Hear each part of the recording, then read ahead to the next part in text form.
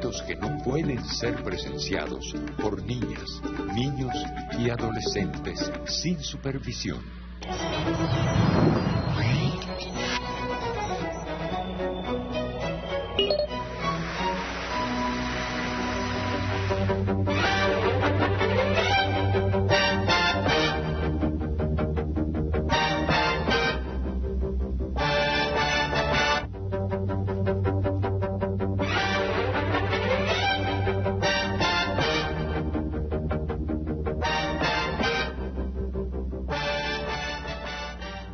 Salud amigos, tripulantes de nuestra querida, contaminada y única nave espacial.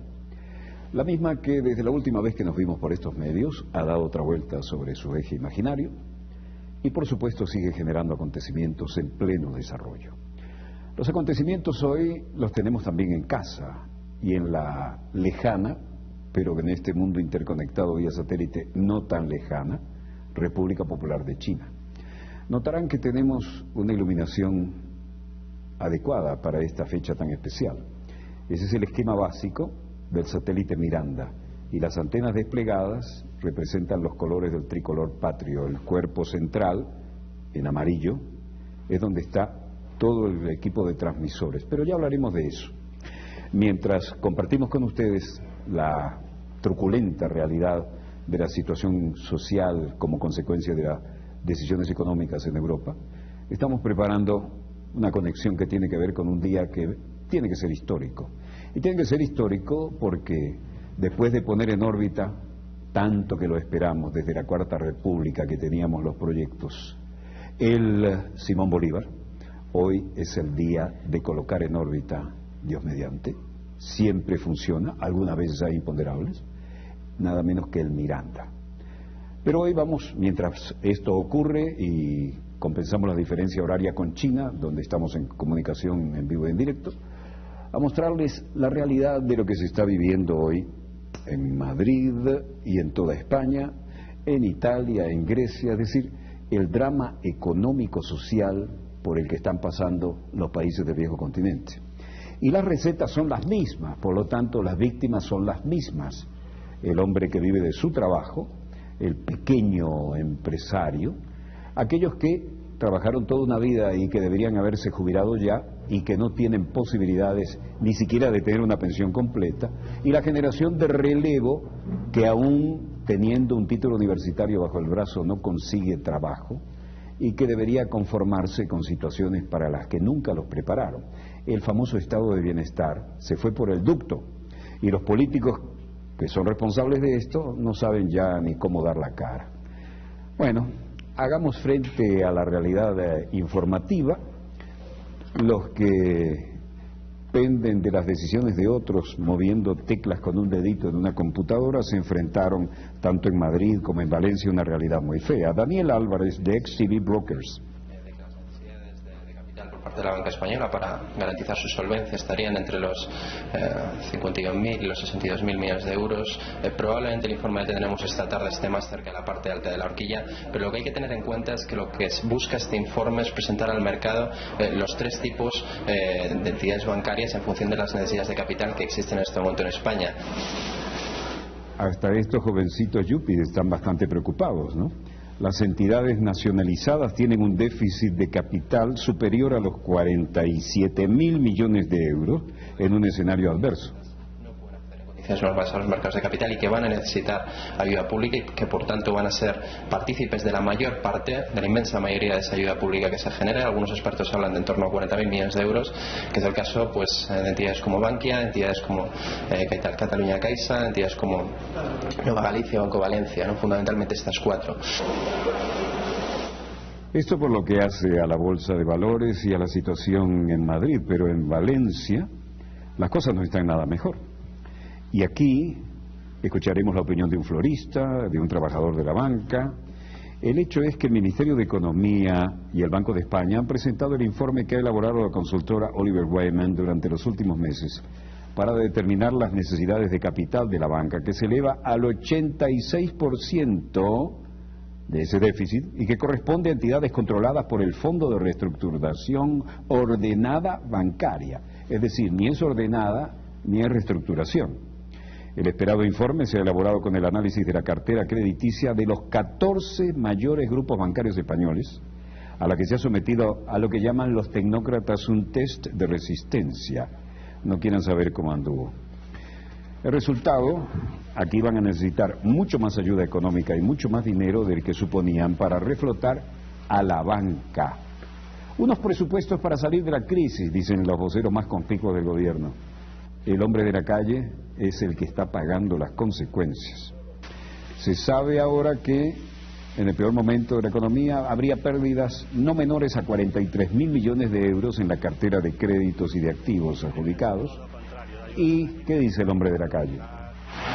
Muriéndose de hambre prácticamente, en vez de estar ayudando a los bancos. Por supuesto, de toda la ayuda de la que se habla es para los bancos. Para los bancos, porque la crisis financiera, si no salimos de esta, pero me parece injusto para otro tipo de empresas que tienen problemas económicos y no se les ayuda, como por ejemplo las pymes. De acuerdo a las auditorías independientes, España solicitaría a la Unión Europea no menos de 40.000 millones de euros para sanear la banca. La banca española necesita en realidad 59.000, probablemente 60.000 millones de euros en un escenario adverso, según la evaluación de Oliver Wyman. Y las mayores entidades bancarias, todas, están con el sombrero en la mano pidiendo ayuda. Bankia necesitaría unos 25.000 millones, Catalunya Bank unos 11.000 millones, NSG Banco unos 7.500 millones de euros. A una cifra de necesidades agregadas de capital de 59.300 millones de euros. Si uno lo que hace es utilizar una aproximación algo más realista a las necesidades o más cercana a las necesidades reales, y lo que hace es considerar los efectos de las fusiones en marcha y al mismo tiempo tiene en cuenta el tratamiento fiscal que tiene el deterioro de los activos, pues entonces las necesidades agregadas de capital pues descenderían hasta 53.700 millones de euros. Quien lo dice es el vicegobernador del Banco de España, Fernando Restoy, y no hay nada bueno que salga por su boca. De capital se concentrarían en esas 4 entidades que ya están participadas por el FROB. Habría al mismo tiempo 3 entidades no participadas por el FROB que también requerirían capital adicional, aunque una cuantía ciertamente inferior a la correspondiente a cada una de las entidades que en ese momento están participadas, como decía, por el FROB. No, alguien tenía que dar la cara, ¿no? El secretario de Estado para Economía, Fernando Jiménez Latorre, fue un poco más lacónico. La cantidad está como está previsto, irá al FROB y tendrá la garantía del Estado. Y será el FROB el que inyecte el capital a las entidades. Mientras esto ocurría en el Reino de España, en Roma las cosas no estaban mejor. Y en Italia la gente se ha encontrado con una huelga general masiva y protestas contra el ajuste, es decir, el paquetazo. Más de 30.000 trabajadores de las 2 principales centrales sindicales recorrían hoy el centro de Roma para protestar contra los ajustes en el gasto público por parte del gobierno. Representantes de la CGIL Unión. Praticamente tutte le politiche che ha fatto fino ad oggi ha fatto pagare solo ed esclusivamente le fasce più deboli. Estamos aquí para protestar contra el primer ministro Mario Monti y sus políticas, porque hasta ahora no ha hecho sino hacernos más débiles y tenemos que pagar nosotros. Este ex soldado, Emilio Miraglia, dice: en este momento no podemos ver un futuro, no tenemos esperanza y particularmente no la hay para la gente joven. Bueno, desde Roma y Lazio, ¿no? Y una mujer policía, Cristina Garbin, dijo: estamos aquí porque continuamos en contra de los cortes a los trabajadores públicos, que son los que sufren y son penalizados. No solo los trabajadores, sino los servicios a nuestros ciudadanos. Los empleados públicos en huelga por los recortes previstos en el paquetazo neoliberal, en contra del gobierno tecnócrata de Mario Monti. Y las manifestaciones en las que participaron italianos llegados de todo el país se realizó bajo el siguiente lema: basta de cargar a los más débiles, ya hemos dado lo suficiente.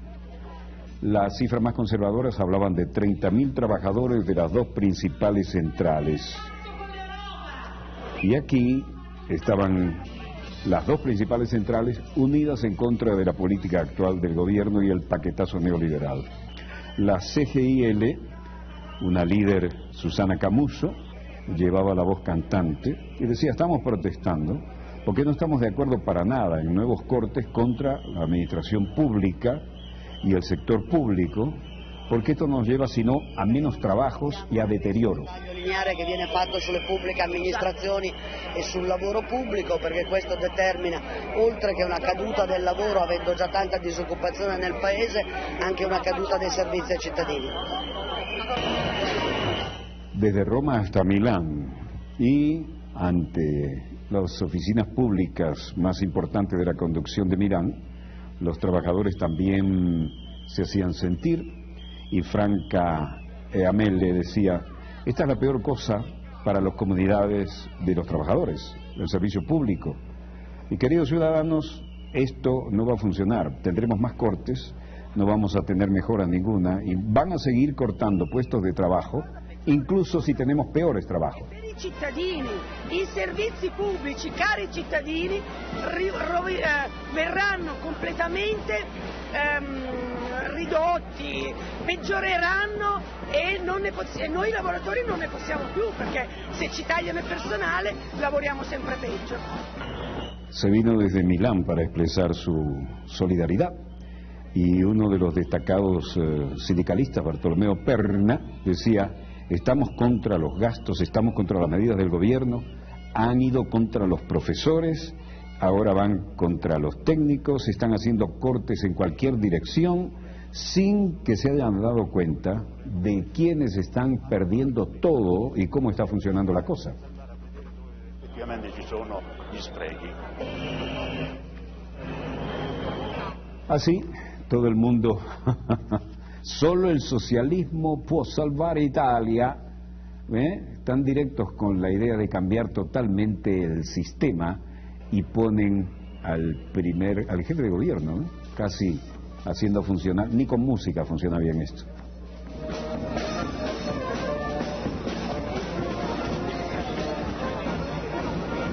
Parecía que estaba dispuesto. Bueno, miren quién tenemos aquí. Ahora estamos en París y este es Pierre Moscovici, el ministro francés de Finanzas.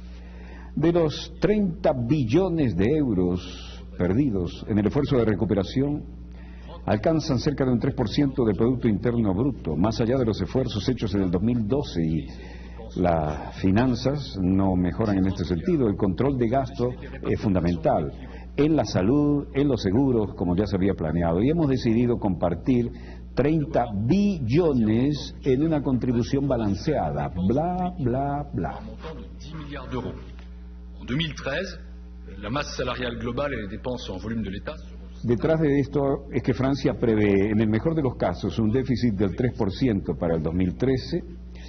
Sí está previsto por la Unión Europea, según el presupuesto presentado por este caballero Pierre Moscovici. En su primer presupuesto, el gobierno socialista de François Hollande prevé más endeudamiento, no menos del 3% del Producto Interno Bruto, y por otro lado el Ejecutivo prevé que los ingresos aumenten en el mejor de los casos un 10%, entre otras cosas gracias al impuesto, ahora sí, a los ingresos más elevados. Se trata del presupuesto más duro de los últimos 30 años, que a través de subida de impuestos y recortes en los gastos, pretende hacer frente a 30.000 millones de euros, que es, en el mejor de los casos, el déficit de Francia. Actualmente Francia tiene un déficit presupuestario cercano al 5% del Producto Interno Bruto. El gobierno dice que es 4,5%. De los 30.000 millones que debe recaudar el gobierno, 20.000 procederán de subida de impuestos a los ingresos y a las empresas. Otros 10.000 de la congelación del gasto en todas las áreas. Pero dicen que no los congelarían en educación, seguridad y justicia. Bueno, a las Fuerzas Armadas no le pueden tocar nada, ¿no? Las áreas de defensa, transporte y cultura sí se podrían ver afectadas, según otras fuentes, pero acá estamos en Beijing y las cosas no andan nada mal. La televisión de Beijing mostró esto, que tiene lugar en Washington, y desde Estados Unidos, con la reunión del Fondo Monetario Internacional y otros adláteres, Abdullah Abiad, economista del Fondo Monetario Internacional, en una conferencia de prensa dijo: en muchas de estas economías todavía hay espacio para aumentar la demanda doméstica. En algunas economías emergentes como China, básicamente están llevando al máximo la capacidad de consumo, y otras, en situación más crítica, están tratando de aumentar la inversión. Pero con todo esto, el Fondo Monetario Internacional destaca que la ayuda acordada para algunos de los socios cubre holgadamente las necesidades de capital. Por lo menos trataban de decir que en el caso de España, que al fin parece que pidió ayuda, podría recibir lo necesario, pero eso no garantiza la gestión a futuro. Y en Nueva York, el cierre del Wall Street, las cosas no estaban de mejor ánimo. Wall Street cae tras un repunte y persiste seriamente la preocupación por el crecimiento que se refleja en el Congreso en un año electoral. Las caídas se ampliaron luego de conocerse que el índice de gerentes de compra sobre la actividad económica en la región central de Estados Unidos cayó mucho más de lo esperado en septiembre. La cifra final del índice que marca la confianza del consumidor estadounidense, elaborado por Thomson Reuters y la Universidad de Michigan, también fue menor a la esperada y alcanzó un nivel nada optimista. El promedio industrial Dow Jones perdía 88 puntos con 25, 0,65%, y quedaba en 13.397 unidades con 72, mientras que el índice Standard & Poor's también caía 8,44 puntos, o sea un 0,58%, a 1.438,71. Toda la baja, pero los que van al balcón siempre sonríen.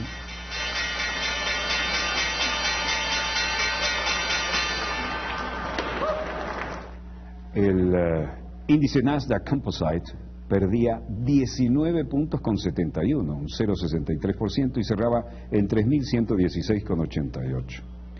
Standard & Poor's acumula retrocesos de 1,6% en lo que va de semana, sumado a una segunda semana consecutiva en números rojos, aunque el repunte de ayer redujo las pérdidas arrastradas por 5 días seguidos en caídas. El Dow quedó, como hemos dicho, y ha perdido 1,5% en la semana, y el Nasdaq un 2%. Las 10 sectores del Standard & Poor's caían también, aunque las pérdidas eran limitadas. Violencia en Siria, la guerra mediática comparada con lo que ocurre en el teatro de operaciones, y como de costumbre nos dicen, esto es un video amateur, no podemos de ninguna manera verificar su autenticidad, y está basado en ciertas páginas web, es decir, las ONG que están metiendo la mano hasta el codo. Los rebeldes dicen que avanzan en Alepo y obtienen más ayuda internacional. Por supuesto, hay demasiados países interesados en que caiga el gobierno de Siria. Es el viejo plan de cambiar el mapa de los países árabes musulmanes. Hoy, como cada viernes, hubo manifestaciones en todo el país a la hora de la salida de las mezquitas.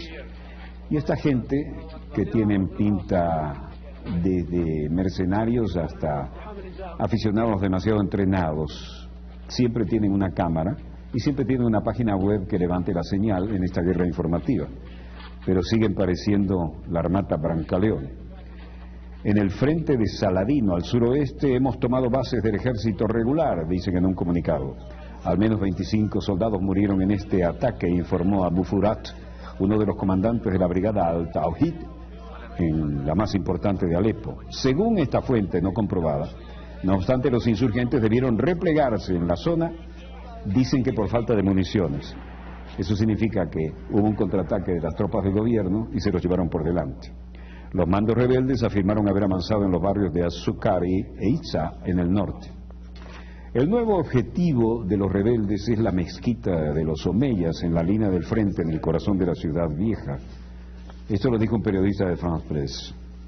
Por el momento, el gobierno no es capaz de vencer, los rebeldes no pueden controlar la totalidad de los barrios y la situación está estancada, dijo Rami Abdelrahman. El jefe, que es parcial porque es de una organización opositora, dijo que los rebeldes disparan con morteros contra Soleimani y Sayed Ali. Mientras tanto, en Nueva York, la secretaria de Estado, se hacía presente en la fluida situación en un encuentro de amigos de Siria. Y decía la señora Clinton, Teherán hará todo lo que pueda para manejar la protección de sus amigos, especialmente en Damasco, dijo. Pero déjeme ser franca, el régimen tiene su vida más importante, su línea de vida, sus suministros, todo en Irán. La última semana, un alto oficial iraní públicamente reconoció que los miembros del Cuerpo de Guardia Revolucionarios de Irán están operando dentro de Siria, eso lo dice ella, ¿no? Pero ya no hay duda de que Teherán hará todo lo que tenga que hacer para proteger a su amigo en Damasco. Y esto evade al mismo tiempo las sanciones internacionales. Clinton advierte que Irán hará lo que sea para proteger al gobierno sirio. No hay ninguna duda de que Teherán hará lo que sea para proteger a su representante y compañero en Damasco, al igual que hará todo lo posible para evitar las sanciones internacionales. Pero vean con quién anda acompañada la señora. En el mismo foro, el ministro de Relaciones Exteriores de Francia, Laurent Fabius, ha descrito a Siria como un proceso complejo, pero en el que ya no hay marcha atrás, habida cuenta de que la población lleva esperando más de 18 meses a que las cosas cambien. Fabius ha marcado dentro de la perspectiva de su gobierno el incremento de contactos con los rebeldes, lo dice abiertamente, según un discurso difundido por la prensa. Por su parte, el secretario general de la Liga Árabe, Nabil El Arabi, ha declarado que la situación se está volviendo más explosiva y ha apostado por iniciar un periodo de transición. En este caso, un periodo de transición significaría un cambio a otro régimen. Así lo ha subrayado él por si no había quedado suficientemente claro. El grupo Amigos de Siria lo constituyen, cuando no, Estados Unidos, el Reino Unido, Francia, Alemania, Arabia Saudita y Turquía, y se reúnen periódicamente para discutir el conflicto sirio al margen, por supuesto, del Consejo de Seguridad de la ONU, órgano en el que siguen sin lograr avances por las posturas de Rusia y China, que ahora reaccionaron, y no como el caso de Libia.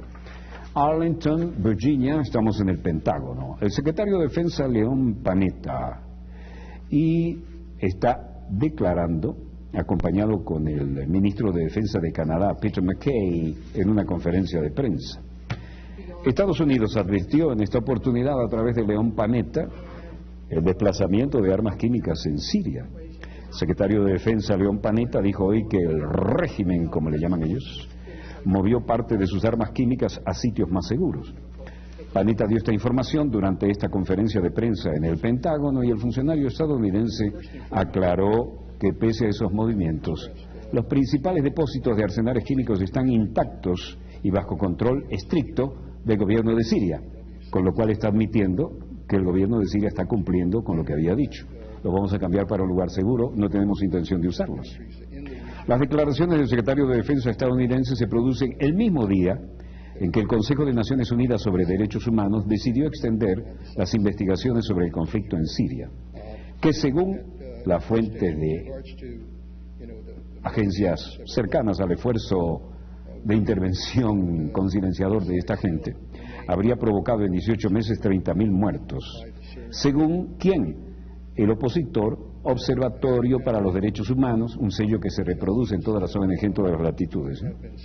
Reunidos en sesión en Ginebra, 41 de los 47 miembros del Consejo votaron a favor de una resolución en tal sentido.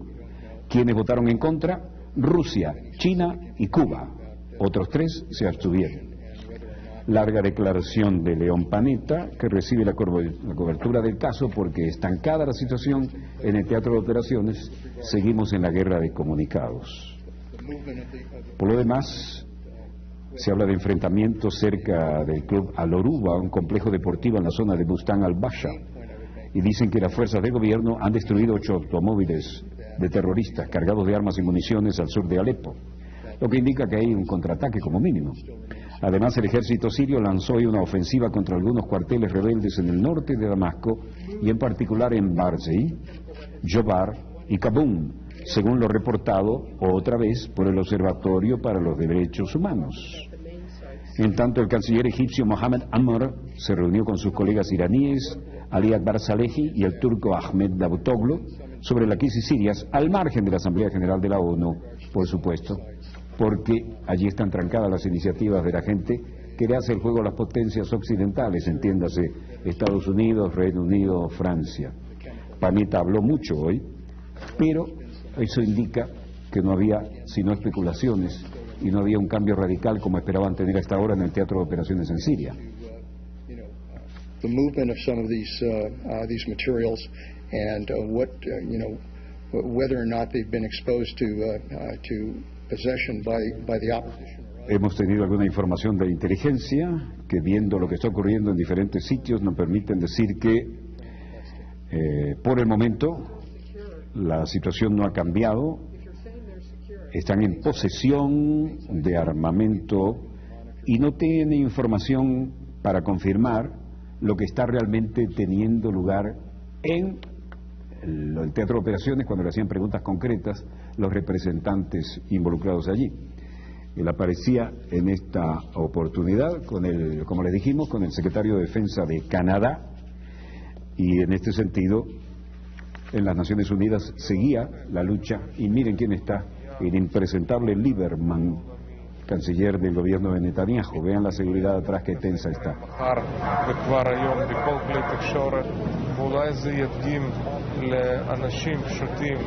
Después de los malos comentarios que recibió, el dibujito estilo Walt Disney que mostró Netanyahu en el podio de la Asamblea General, marcando la línea roja que se niega, miren quién viene ahí, el vocero de siempre, se niega, marcó la línea roja a la que se niega Obama. Trató de hacer control de daño el canciller. Tuvo que venir Mark Regev, el habitual vocero del primer ministro, y dijo: la comunidad internacional ha dicho que está determinada a prevenir que Irán consiga una bomba nuclear. Si no es esto, al menos lo está implicando. Pero esto significa que esta acción ahora no puede tener variantes, porque tenemos la preocupación, después que lo hemos dicho claramente y lo ha dicho el primer ministro, de que Irán tiene suficiente uranio enriquecido como para una bomba. Lo dice el vocero de un gobierno que tiene entre 200 y 300 bombas nucleares. Luego dijo: Israel permanece lista para la inmediata continuidad de las conversaciones de paz con los palestinos y su liderazgo, sin precondiciones, y estamos listos para comenzar en Jerusalén, en Ramallah, donde quieran, y si quieren también en un tercer país. Y que deberían haberse jubilado ya y que no tienen posibilidades ni siquiera de tener una pensión completa, y la generación de relevo que aún teniendo un título universitario bajo el brazo no consigue trabajo y que debería conformarse con situaciones para las que nunca los prepararon. El famoso estado de bienestar se fue por el ducto, y los políticos que son responsables de esto no saben ya ni cómo dar la cara. Bueno, hagamos frente a la realidad informativa. Los que penden de las decisiones de otros moviendo teclas con un dedito en una computadora se enfrentaron tanto en Madrid como en Valencia a una realidad muy fea. Daniel Álvarez, de XTB Brokers. Por parte de la banca española, para garantizar su solvencia, estarían entre los 51.000 y los 62.000 millones de euros. Que no pueden ser presenciados por niñas, niños y adolescentes sin supervisión.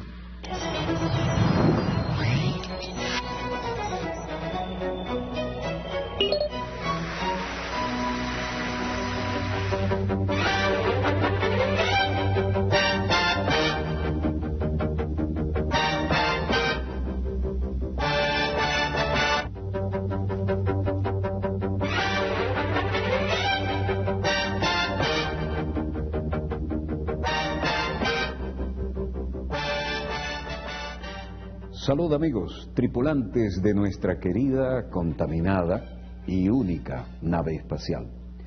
La misma que desde la última vez que nos vimos por estos medios ha dado otra vuelta sobre su eje imaginario y por supuesto sigue generando acontecimientos en pleno desarrollo. Los acontecimientos hoy los tenemos también en casa y en la lejana, pero en este mundo interconectado vía satélite no tan lejana, República Popular de China. Notarán que tenemos una iluminación adecuada para esta fecha tan especial. Ese es el esquema básico del satélite Miranda, y las antenas desplegadas representan los colores del tricolor patrio. El cuerpo central, en amarillo, es donde está todo el equipo de transmisores, pero ya hablaremos de eso. Mientras compartimos con ustedes la truculenta realidad de la situación social como consecuencia de las decisiones económicas en Europa, estamos preparando una conexión que tiene que ver con un día que tiene que ser histórico. Y tiene que ser histórico porque después de poner en órbita, tanto que lo esperamos desde la Cuarta República que teníamos los proyectos, el Simón Bolívar, hoy es el día de colocar en órbita, Dios mediante, siempre funciona, algunas veces hay imponderables, nada menos que el Miranda. Pero hoy vamos, mientras esto ocurre y compensamos la diferencia horaria con China, donde estamos en comunicación en vivo y en directo, a mostrarles la realidad de lo que se está viviendo hoy en Madrid y en toda España, en Italia, en Grecia, es decir, el drama económico-social por el que están pasando los países del viejo continente. Y las recetas son las mismas, por lo tanto las víctimas son las mismas. El hombre que vive de su trabajo, el pequeño empresario, aquellos que trabajaron toda una vida. Probablemente el informe que tendremos esta tarde esté más cerca de la parte alta de la horquilla, pero lo que hay que tener en cuenta es que lo que busca este informe es presentar al mercado los tres tipos de entidades bancarias en función de las necesidades de capital que existen en este momento en España. Hasta estos jovencitos yuppies están bastante preocupados, ¿no? Las entidades nacionalizadas tienen un déficit de capital superior a los 47.000 millones de euros en un escenario adverso. Normales a los mercados de capital y que van a necesitar ayuda pública y que por tanto van a ser partícipes de la mayor parte, de la inmensa mayoría de esa ayuda pública que se genera. Algunos expertos hablan de en torno a 40.000 millones de euros, que es el caso pues de entidades como Bankia, entidades como Catalunya Caixa, entidades como Nueva Galicia, Banco Valencia, ¿no? Fundamentalmente estas cuatro. Esto por lo que hace a la bolsa de valores y a la